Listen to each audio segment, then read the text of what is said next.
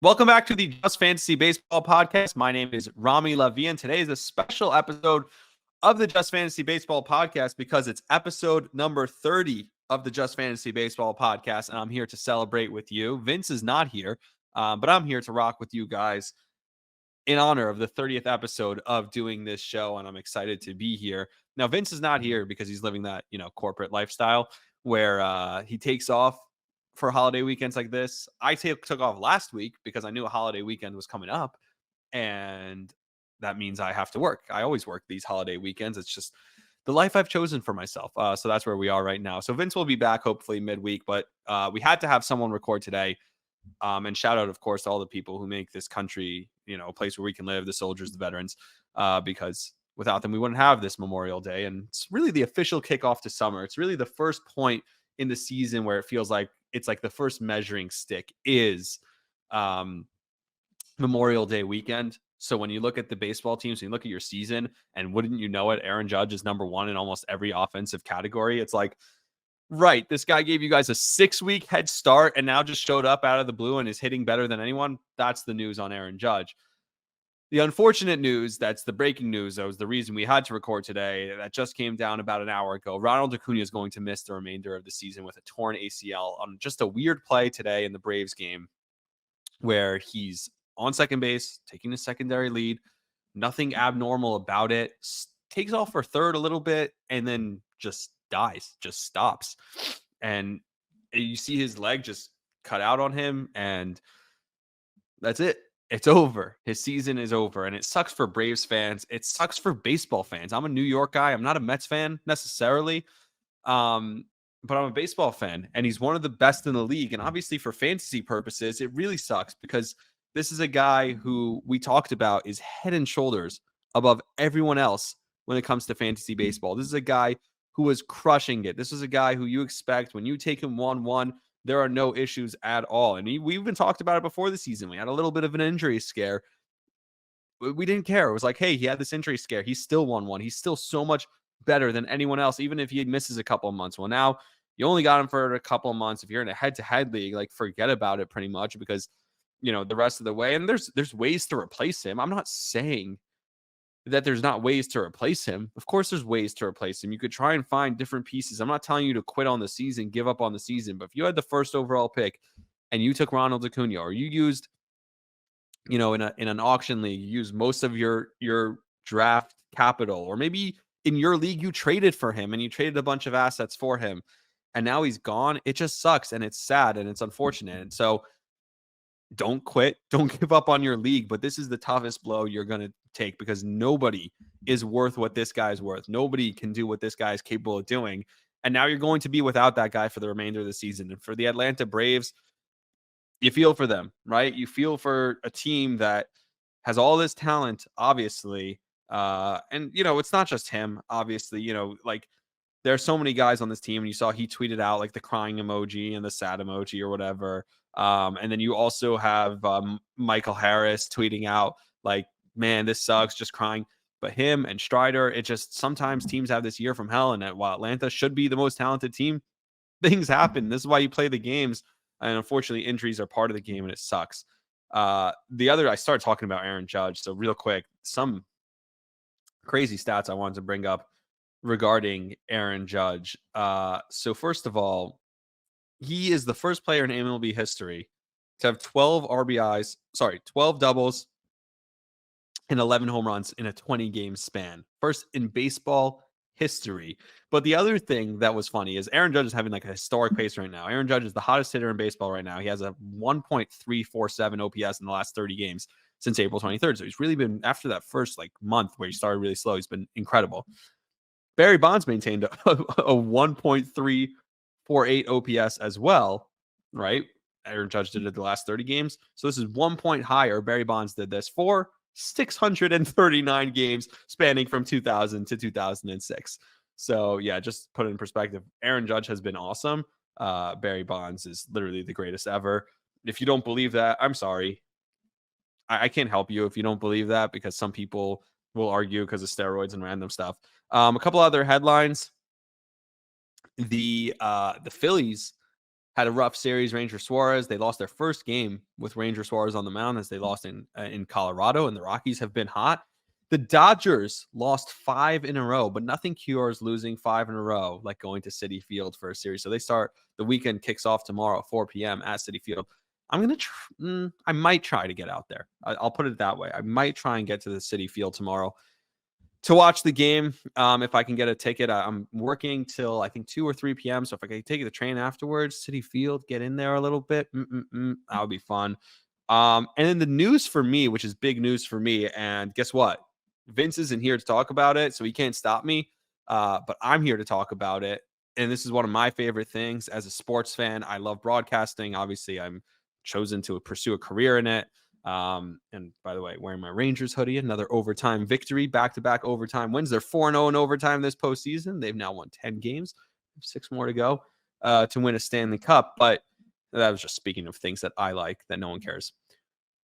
Joe Buck, we got robbed as baseball fans. I thought I was going to cry watching this game. Joe Buck was supposed to broadcast the Cubs-Cardinals game on Friday night because basically they had, I think it was a Fox game yesterday, and they had the Sunday Night Baseball tonight. So it was supposed to be just one game with the local broadcast of the 3-game set Friday night. So Joe Buck was going to fill in that one Friday night. I assume that's why it happened. So the broadcaster just took off. And so Joe Buck was going to fill Friday night and be the play-by-play. And I would have cried. It's the first time since the World Series in 2021 that we've heard him do play-by-play. And he's arguably my favorite baseball play-by-play guy ever. I love Don Orsillo. There's so many guys that I love. I mean, for me to name all of them. But to me, like, one of the sad things is that I don't get to hear Joe Buck do baseball anymore. And I would have gotten emotional listening to him. I love listening to him call baseball games. And the fact that we got robbed of that we didn't get to hear that because there was rain out and the game looked like it could have gotten rained out easily. Tonight it was pouring there tonight also. So kind of frustrating for me, but that's just a personal note. To fantasy and some more fantasy notes, aside from Aaron Judge, I still believe you should be selling. Trade Aaron Judge if you can. We'll get into some fan stuff because I did see some fan questions come in. So we'll get into that on next episode with Vince. But we kick off every weekend episode with our waiver wire pickups for you on a Monday. Who are you going to pick up that's going to catapult you for this week? So I got a few guys for you that are right now borderline, or guys who aren't, rostered in every league, or in most leagues might not be rostered. And I'll start with Edmundo Sosa, who's rostered in only 14% of Yahoo leagues in the last 2 weeks. He has 2 home runs, 8 RBIs, 9 runs scored. Not a ton. He's not getting a ton of plate appearances. He's eligible at shortstop and third base. He's not getting a ton of plate appearances for Philly, but he's on a Philadelphia Philly team that's a stacked roster, and he's on base 455 over the last 2 weeks. A 455 on base. And on the season, he has a 418 on base. So you figured if he's playing himself enough into the lineup that he gets some at-bats, and I know there's Trey Turner, and so he's gotten at-bats with Trey out, but now Trey's back. I get it. I get there's issues. There's a hard time to get him in the lineup. But when you're hitting like this, when you're contributing, when you're getting on base, you're going to find ways. Teams are going to find ways to keep you in the lineup. So that's something to keep an eye out for. Now, I know there have been a bunch of injuries at catcher as well, and I'm dealing with this. We talked about a few different guys who are either injured or just not playing well. We obviously talked about Jefferson in Minnesota. We obviously talked about Contreras in St. Louis. So there's a bunch of guys who are hurt at catcher. So where can you go for help at the catcher position? Well, actually, Danny Jensen. Also, not as many plate appearances as you like, but the last week he did have 17 plate appearances and was batting had a 400 on base. Not a ton of production numbers, only a home run, 6 RBIs, 4 runs scored. Not like great, but considering the on base and the lack of depth at the catcher position, that might be someone, if you're in need of a catcher, you could look at him. Or one of the best defensive catchers, a guy who I love watching on the defensive end, but he's also had a good offensive week. That's Patrick Bailey. 438 over the last week. As he comes back, he was hurt, but he came back, played the last week, 438 on base, a homer, 7 RBIs, a stolen base, and 4 runs scored. So maybe you could get a little bit of offense, squeeze something out of Patrick Bailey, who's only rostered in 10% of leagues in Yahoo. Pick him up and then see where it leads you. If you just need someone to fill for a couple of weeks, if you're streaming catchers, those are a couple of good options. And then the last one that could be a different option for you. If you're looking for a guy who has proven at times that he can be really good, and is starting to get going a little bit, is Tommy Pham. He has a 404 on base over the last 2 weeks, 8 runs, a home run, 4 RBIs, 2 stolen bases. So maybe starting to get going a little bit. And for a White Sox team, that's terrible. Just see what you can get out of him. And then again, easy guy to kind of drop if you need to. He's now rostered in 19% of fantasy leagues in Yahoo, so plus 7% week over week. So those 4 guys, Edmundo Sosa from the Phillies, who's a infielder, plays third base and shortstop. Danny Jansen from Toronto, and then obviously Patrick Bailey from San Francisco are the 2 catchers that I think you could look at for some catcher production, which I know can be hard to come by at times. And then Tommy Pham is a center fielder or an outfielder in general who maybe you can get some production out of. By the way, another note, I'll give you a little prospect nugget. I know Vince isn't here, but you want a prospect report? Come to me. I got your prospect report too. Prospect nugget. Yesterday, Jason Dominguez hit a home run at Double-A. So I don't know what happens with the Yankee outfield. I always say it'll work itself out. I keep saying that I do believe Judge will eventually get hurt. Judge, Stanton, one of them's going to get hurt. So it'll work itself out, I believe, but he's got to come up. You can't keep him in the minors for that long if he's playing well down there. Jason Dominguez, we saw what he could do at the major league level. So there's a little prospect report for you. Pitchers to stream for this week as we move along to the next category. I always talk about the streaming pitchers, and I have 2 for you this week that I truly believe in. In fact, they're both already on my team. I've talked about them in the past, but one is only rostered in 32% of fantasy leagues. He's been back and forth between the bullpen and starting. That's mostly why. The other one, only 22% of leagues, and actually he's pitching a lot better than even his numbers would suggest. The first one is Cole Irvin, 32% of leagues. That's down 14% from last week. And that's really just because of an innings thing. You know, if he got the proper innings, I think he'd be more rostered. Cole Irvin this week also, he's a starting pitcher for the Baltimore Orioles, but he moves back and forth between the bullpen and starting, but he's actually making 2 starts this week.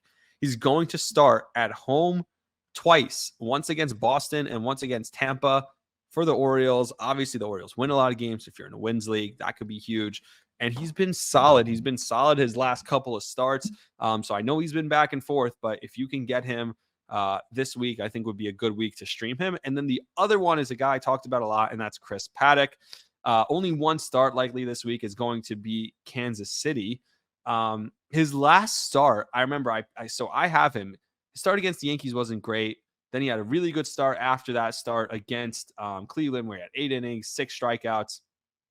His last start, he only threw 5 innings, but he could have had the quality start. I forget what it was. He came out for the 6th inning and a couple of weak hits or whatever it was.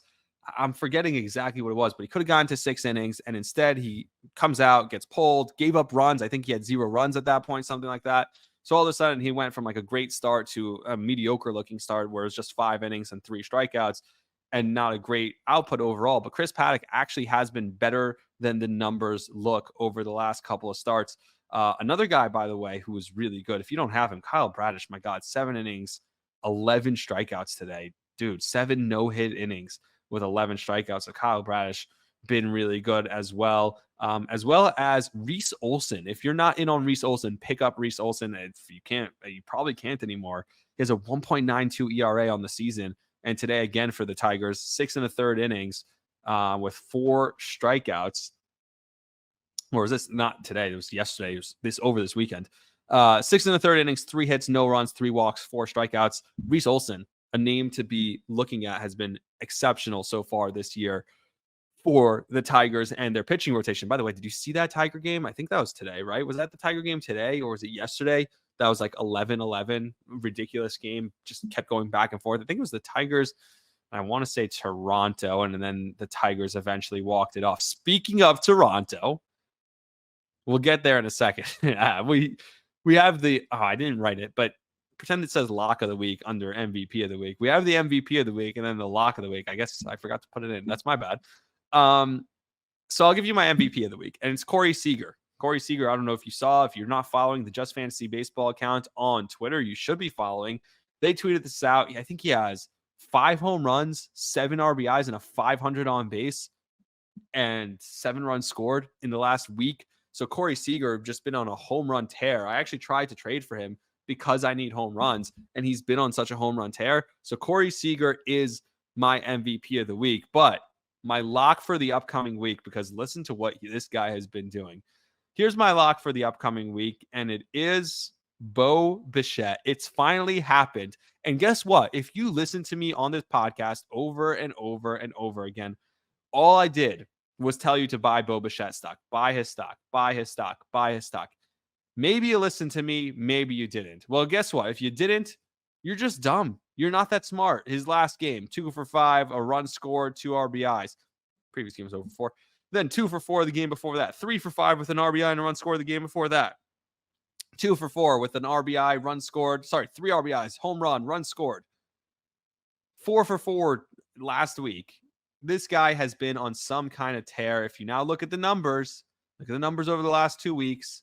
He has 9 RBIs. He has 4 runs scored. He has a stolen base. Only 1 home run in that span, but a 429 on base percentage for Bo Bichette. I told you to buy low on Bo.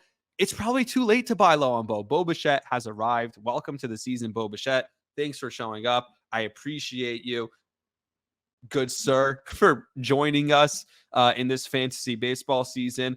And now it's probably too late to buy low on him. Everyone's in on him right now. So Bo Bichette is my lock. He's going to have a great week as he goes. Let me check the schedule. See, I'm so confident in Bo Bichette that I didn't even check the schedule. I wasn't like, oh, it depends who they play. They're playing the White Sox. He's going to mash in Chicago this week. They play the White Sox, and then later this week, Bo Bichette is going to be at home against Pittsburgh. Lock it up. Bo Bichette is going to have an incredible week in fantasy baseball this week. Wow, what a wild episode. In just 17 minutes, I went from sad, down, and depressed about Ronald Acuna to up high and excited for what Bo Bichette's going to do this week. 30th episode. That's what we do for you. We have a range of emotions. So Vince will be back later this week, and we'll talk a lot more about a lot of different things. But I just wanted to get out here, tell you, because I know a lot of people, their leagues, they only have waivers on Mondays. So I want to make sure I get this in before any of that stuff goes away. So you have your opportunity now today to get all your stuff in. If you're listening to this on a Monday, early Monday morning release day, happy Memorial Day again. And thank you to all those who served. Ronald Acuna, that's the lead story. That's the news. That sucks. If you're looking for players to pick up, there's options. If you're looking for pitchers to stream, there's options. And then Bo Bichette, if you didn't listen to me when I told you to buy low on Bo, I'm sorry, because this guy is going to have an incredible season the rest of the way, and I feel it. It's starting this week, and he's going to have a kick-ass week. So against the White Sox, against the Pittsburgh Pirates, sorry for those fan bases. Bo Bichette's about to get hot. All right, that's going to do it for me. Of course, like, subscribe, share the podcast wherever you get your podcasts. Until next time, again, 30 episodes, really, truly couldn't do it without you guys listening, subscribing, liking, and all that. So until next time, like, subscribe. Thank you to shout out to obviously Ryan and the producers and the interns who have been filling in, helping out with all the show content over the last couple of weeks. We appreciate you guys. We love you guys. Vince and I couldn't do what we do without you guys. So thank you for that as well. And until next time, see ya.